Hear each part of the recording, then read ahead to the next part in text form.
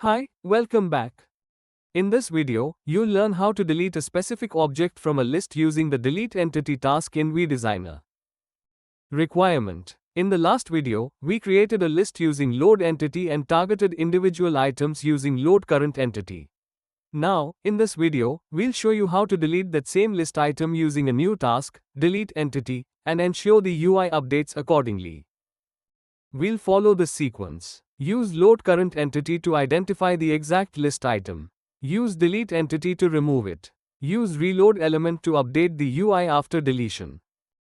Open your canvas and open that same page where you applied load current entity task. Here, first configure the delete button in this list. Now, select the delete IFSC button.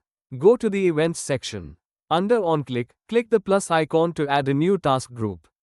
Now, click Create New and provide the name removed, then click on Create. Add Load Current Entity Task. Purpose: this task identifies the specific object you want to delete. Inside the Remove task group, add a Load Current Entity task.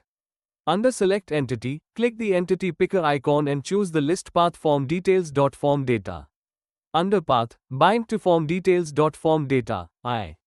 Replace any hard-coded index like 0 with I to make it dynamic, and under primary key, set it to IFSC_code. This should match the primary key used during load entity configuration. Add a delete entity task right after load current entity. This task deletes the item targeted by load current entity.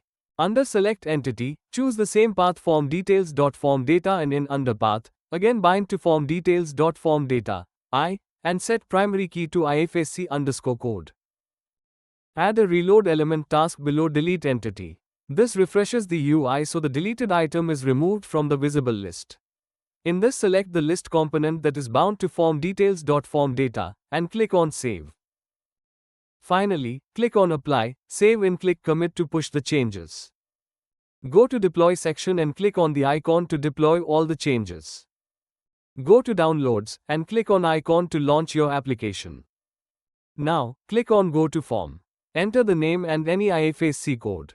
Click Proceed to add it to the list. Now, click on the Delete IFSC button next to the entry. The selected item should be deleted and the list should refresh.